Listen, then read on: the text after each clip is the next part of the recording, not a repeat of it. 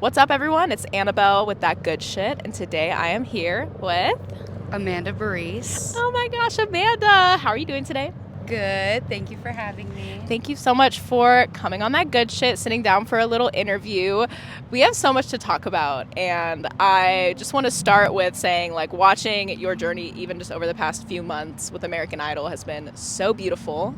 And so cool that you got that opportunity. But even before American Idol, I remember the first time I saw you perform was at a Kiefer show at Elsewhere when we were doing that show with him. And I remember seeing you live and just being awestruck by your voice and your presence. You're such an incredible live performer. Thank you. I remember that. I was scrolling through my camera roll last night, and I reposted actually a clip from that show last night. So, yeah, that was a really fun show. It was a really fun time. I'd love to kind of start our conversation by taking it back to the very beginning of, like, your music career, which, as far as I've read, your love of music really came to you at a very young age, like 5 years old. Tell me about, like, your first memories of being in love with music. I mean, it's so early. There isn't a specific moment in time that I can, speak about, but one of the earliest memories of me performing publicly was at a local talent showcase, like at the public high school I ended up attending later on in life because I was like 5 or 6 years old. I sang a Frank Sinatra song, I Get a Kick Out of You, and Aretha Franklin's bass player just happened to be in the audience. Whoa. And this is in New Jersey. So he found my parents after and really encouraged them to put me in lessons, find someone that would be willing to even just teach me like 30 minutes a week or something. And they took it seriously and they found someone, and it just, snowballed after that. Yeah, that's amazing. So from a really young age, you were taking singing lessons and training and all that. Yeah, I mean, can you call it training at that age? Training. That's an intense word for a 5-year-old. But yeah, I mean, the first person that ever was willing to sort of like see what I could do and, just give me some of her time was Patrice Pickering, and she was the lead in the Phantom of the Opera for like 20 years, something like that, maybe more. And then that was around like 7, 8, and then the rest of my life I've studied with jazz legend Kate Baker Juris, who's married to Vic Juris, who passed away, but arguably they're, giants in the jazz world, and he's one of the most amazing jazz guitarists. So I'm really lucky that was my musical upbringing, like weekends and summers and just like weeks staying with them. Oh, yeah. That's really sweet. That's so beautiful to like have those people as mentors to help you grow as a singer. And it's really crazy to me that you're like 5, 6 years old up here singing these jazz songs, and like not all 5, 6-year-olds are like, jazz fans. Yeah. So you must have had, where did jazz show up around you? Were your parents listening to jazz in the house when you were a kid? Yeah, my parents really, my dad was a musician when he was younger, a drummer and a singer. So my mom is amazing, but she doesn't have a musical bone in her body. But she appreciates good music. My parents love good music, so I always grew up around like Tower of Power, the Bee Gees, Aretha Franklin, jazz tunes, Yeah. I'm like, what are they doing over there? There's just helicopters. They're helicoptering. Doing their thing.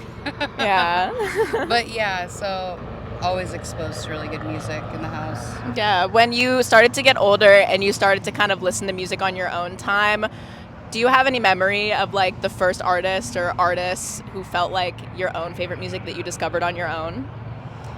Yeah, I mean, I went through stages of obsession. It went beyond just listening. It was obsession, where I would get into someone and listen to every single song that they've ever put out and learn every single aspect of the song, like learn all the vocal parts, like learn the horn parts and sing the horn parts, harmonized parts that have no harmonies. So Aretha Franklin, Etta James, Donny Hathaway, and then when I was getting more into wanting to learn how to scat, obviously Ella Fitzgerald, Memorized countless solos from her because she's the queen.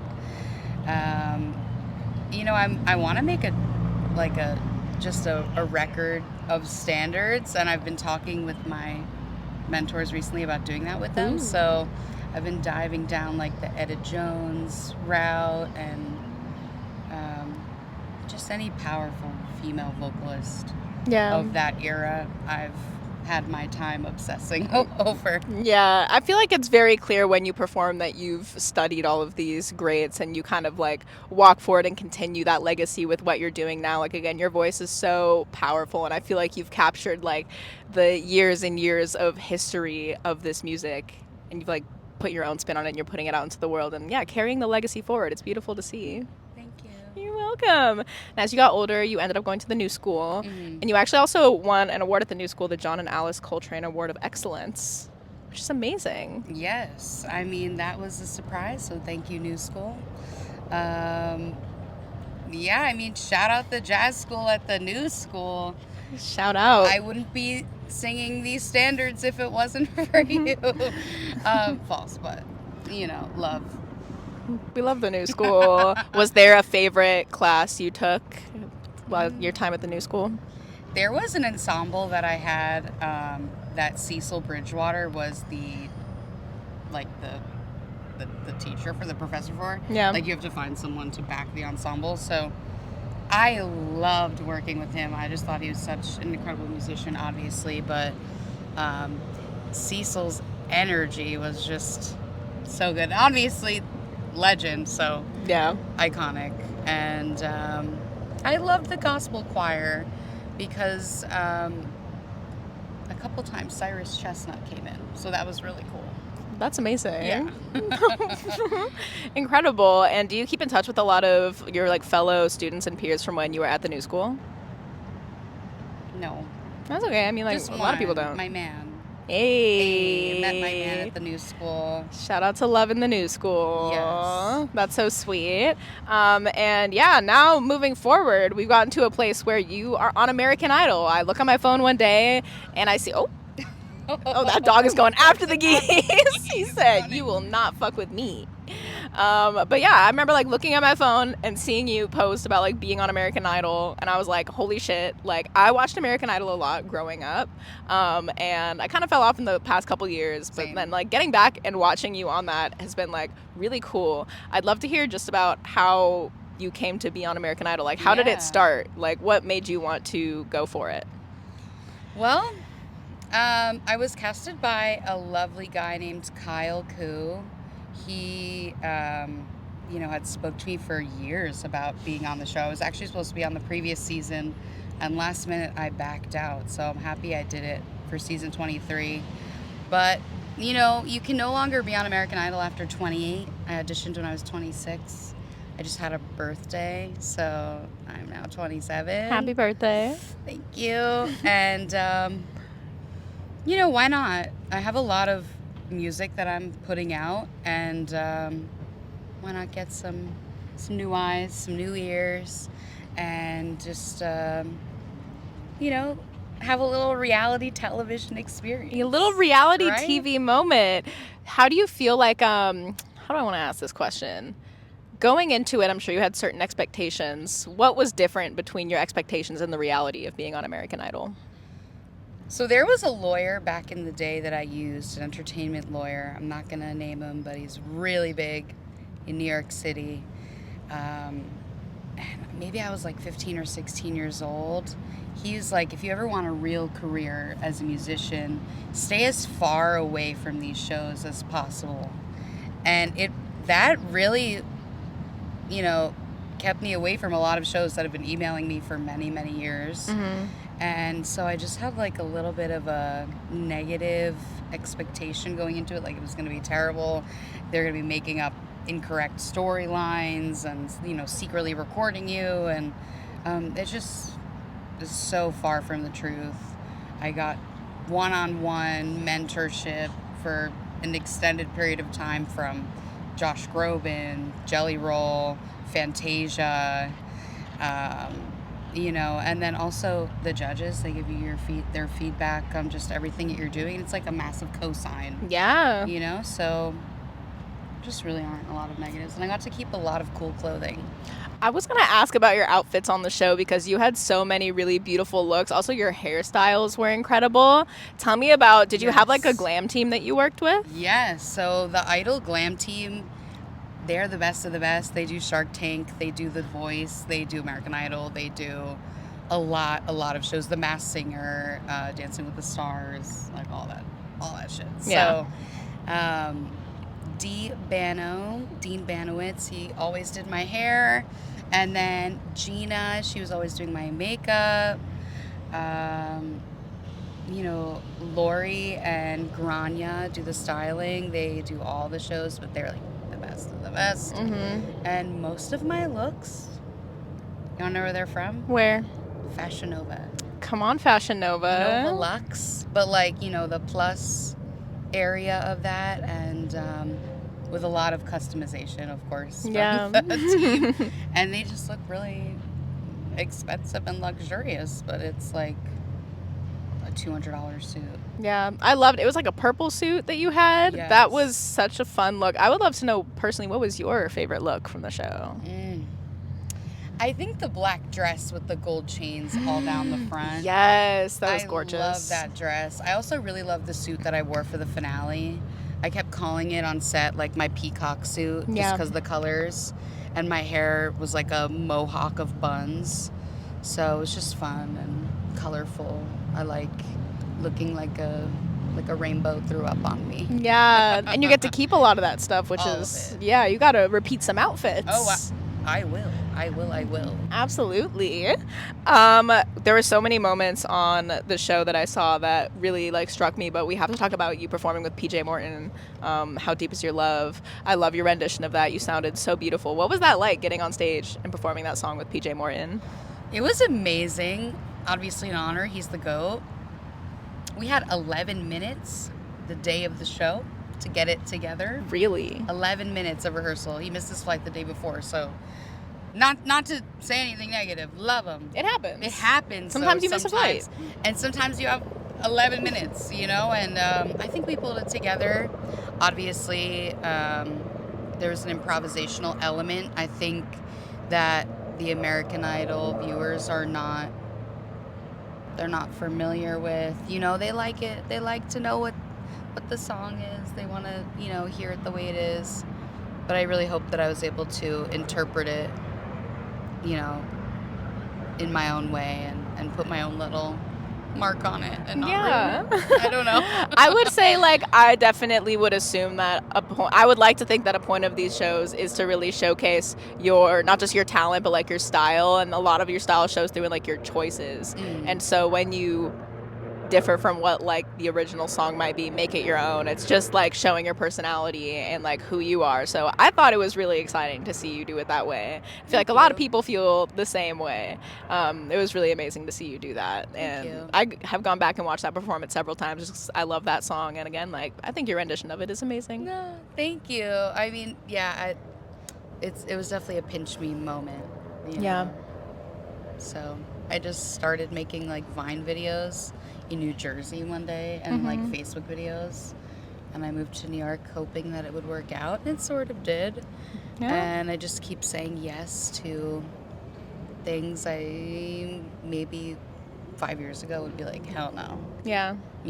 So just having that open mind has made a lot of different dreams come true, and maybe in different ways I didn't think it would happen, but it's still that moment of oh yeah, okay, the 5-year-old that was singing the Frank Sinatra song wouldn't even believe this is happening right now. Dude, totally. It's crazy to be standing in the middle of those moments where you're watching a dream come true and you're little me would be freaking out right now. Yeah. I feel that's what we do. That's what I do everything for, is for my younger self, and it feels really cool to know that you have continued on this path of what you've been passionate about since you were a little kid, and now you're making like leaps and bounds in your career and Well, I hope. doing this. I Yeah. don't know about some leaps, maybe a couple bounds, but A few leaps and bounds in there. How do you feel like your experience on American Idol has helped you grow as a performer and as an artist? This is like, it's such an easy and it's also such a hard question. You know, many people in New York, I feel like, know me as the singer that just does a lot, you know, and I think I did do a lot on American Idol. There was a certain part of me that started being like, okay, like, I don't know what to do next. Like, I don't really know, am I doing this correctly? Does my writing suck? Like, do I need to do less with my band? Because I know I do a lot of crazy arrangements. And this just sort of confirmed that a lot of the things I've been, you know, losing sleep over, it's okay to go down that path, even though it might not be conventional, might not be traditional. Confidence, you know. I feel like, especially through gaining weight, you know, over the past, I don't know, 10 years, I used to be like that, and now I'm like, you know, just, so that does affect one's artistry. Yeah. You know, and I had to like refine my confidence, and you know, even the fashion, American Idol fashion team, like showing me different looks of like, no, like, you could definitely pull this off, you could pull this hair off, we could modify this outfit you want to wear, and like, it would really work well for your body. That also gave me a new outlook. Like, when my body changes, my confidence, like, it doesn't need to stop, like, it doesn't need to change. Everything is gonna be forever changing, you know? So you just work through it. Definitely. Like, throughout life, your body's going to change. Yeah. But there's, like, especially today, especially with, like, really amazing stylists and people who can, like, help support, like, there's fashion for everyone out there. And I just love how they tailored the looks for you, and they, like, matched your personality. You had a really great balance of, like, masculine and feminine looks, which I thought was great. Look. You in a suit is so killer. I think that's going to be my thing now. Watch out. Suit killer on the loose. Amanda the suit killer. You know, the suits, I think it's my thing. I love it. I definitely think that should be your thing. I love a suit. What are you excited to, like, as you kind of get back into your normal life post American Idol? Yeah. What's like something from like your normal like routine that you're excited to get back into? I'm excited to have a kitchen, all right? It was many months of living in hotels, and, like, it's so nice to be in a nice hotel for a long period of time, but I need a kitchen. Yeah. Let me make my morning coffee. Let me have a moment with my dog. Yes. You know, I couldn't bring her with me, so that sucks as well. I'm getting back into my routines with my doggy and my man, and it just feels good to be home. Yeah. You know, it's hard to live out of a hotel. Yeah, it's cool, but after a while, you're like, I just want to be back in my place. Yeah, after a month, after like 8 weeks, you're like, okay, get me home. Yeah, get me up out of here. Something flew. Oh, it's a little windy, a little debris, nothing we can't handle. Tell me about any like friends and connections you made on the show that you feel like are gonna stay with you. My 2 dressing roommates, Drew Rynn, who lives in Nashville, and Brianna Nix, who lives in Denton, Texas. They're both amazing. Drew's an incredible content creator, follower, you know, Brianna too, incredible singer.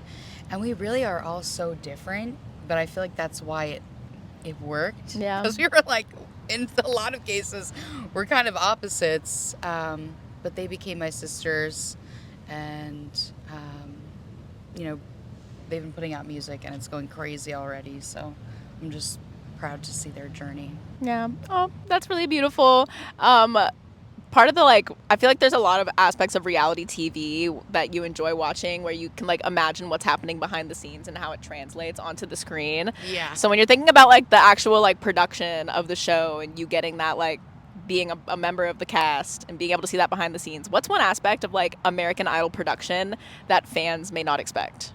or like a behind the scenes secret? Yeah. I mean, it's not like we're living like crazy. We're not in charge of our schedule. We have crazy hours. It could be a 12, 14-hour day. And, people are kind of vicious online with their performances, okay? Maybe we're tired.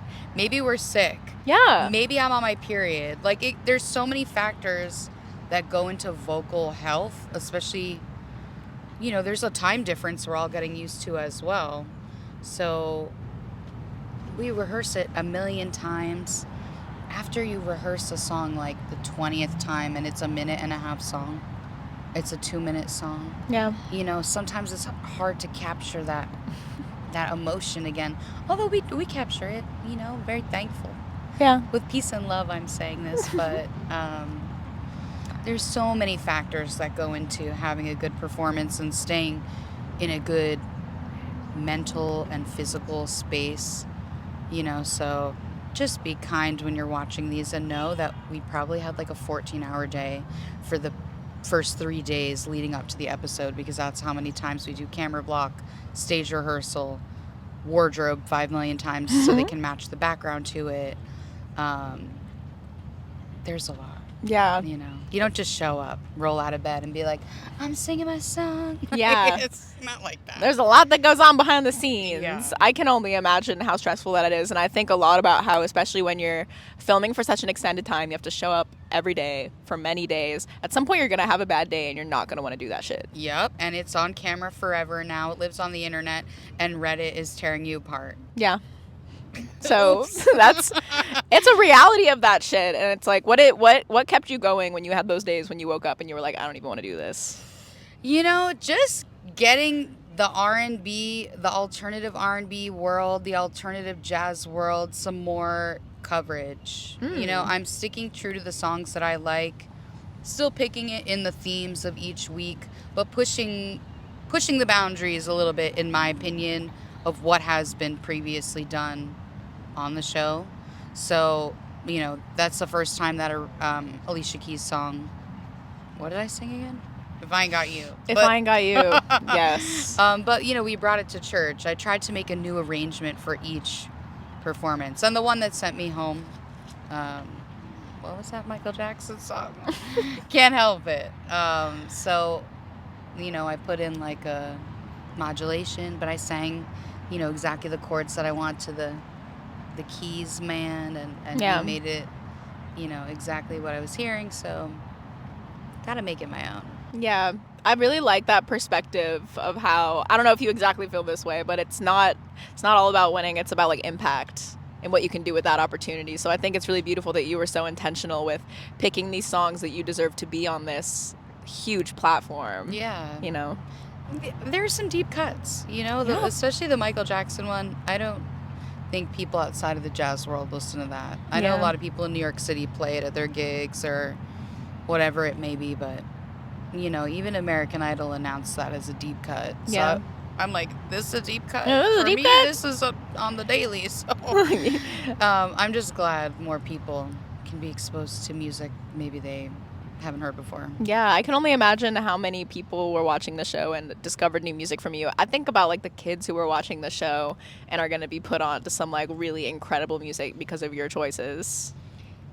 I literally had a TikTok comment the other day that I responded to. I don't remember which video it was, but there was a young girl that said exactly that. She had never heard Ain't No Way before, and she heard me sing it, and it inspired her to sing it, I think at her school or something like that. Oh my I'm just God. like, you do you, baby. Sing that song. Just make sure you look up Etta James and you listen to that original. Yes. And that's just so, even if it's just helping one person, that's all I need. That TikTok comment was so cute. Yeah, that's so sweet. I remember being younger and watching, there was a season with Haley Reinhart on American Idol. Yes. She's my favorite American Idol contestant ever, until Amanda Barise came along. But I remember watching Haley Reinhart perform, and she opened up so many doors for me and just like what I was listening to when I was younger, and really helped expand my palette. So it's cool to know you're doing that for another generation of kids. Also, shout out, wasn't Casey Basie in that season? Maybe. Casey Basie. You know who I'm talking about? I think if I like saw them, I would Yes. know. Yeah. In one of my posts, I said I was the first person to ever scat on American Idol. It's so false, and I retract that. We retract that statement. I retract it. Shout out Casey There was Basie. scatting that season. Yes. But still, like, not very common on the show. Far and few between have done it, but I wasn't the first. Yeah. Still did that shit, though. And now coming off the show, you have your debut EP, Cute and Deadly, coming up soon. Yes, Tell me about Cute the EP. So I dropped the single, Cute and Deadly. Yes. It's like a pop jazz vibe, but not really. I don't know what genre it is. It's you. It's like, it's a fusion. And then so there's another song called Girl Like Me, which is definitely like alternative jazz vibes. And a third song called 26. That is like, I would say like singer-songwriter with a little influence of jazz in there, but little. So it's like a 3-step. This is who I am. These are the genres that I love. And it's going to be followed up by another EP that I'm not going to say the name of yet because I haven't decided. Yes. You'll see Telemachus on it. You'll see Bryn Bliska. And that one is like deeper into the alternative jazz world. This is just my transitional sound, this EP. But it's still very much me. Okay, and have you been collaborating with anybody on Cute and Deadly? Who have you been working with? Yeah, so my boyfriend, Max Fagan, and I, we usually start at our apartment. So we'll start in the living room, I'll write it, we'll have just like a little chord idea. The lyrics, they come to me in parts sometimes, they come as a whole, however it comes. Mm-hmm. And then we bring it to Red Convertible Recordings, run by Ricky Barati, who's also mixing everything, this EP, the single, the next EP. And we just get everybody in the studio. So for Cute and Deadly, it was Adrice Frederick, Kevin Bernstein, Dom Gervais, Max Spinelli, the best musicians ever. I always play with them. Yeah. And I just sort of tell them what I want, and they play exactly what was on the demo, kind of shittily. Mm-hmm. But not shittily, love you, babe. But just not live, you know what I mean? Like, we're just like rough putting it in, like, okay, this is it. Mm-hmm. Here, guys, you play it live. Okay, beautiful. Yeah. And outside of there was a raindrop. Oh. Okay, we're almost done anyway. Outside of the Cute and Deadly EP, is there anything else you're looking forward to for the rest of 2025? Steady stream of music dropping, like singles, EPs. All of it. Dropping like these raindrops. Period. And the last thing I want to know from you, Amanda, is what have you been listening to most recently? What's on the top of your playlist? Ooh, a lot of Gareth Duncan. Just Gareth on repeat. I need good vibes in the house. I don't want to get post-show blues, so Gareth on repeat. Beautiful. And is there anything else you would like the people to know about Amanda Barise before we finish? Oh my gosh, I don't know. No pressure. Well, just expect a lot of music, some more personality for me. I've hit it. This is like the first year I've ever really talked on the internet. Yeah. Even though I've been on the internet for a long time, so I'm not going to be hiding anymore. I'm here, and I'm just happy to get to know you, and I hope you get to know me. Yay! Beautiful. Thank you, Amanda. Thank you.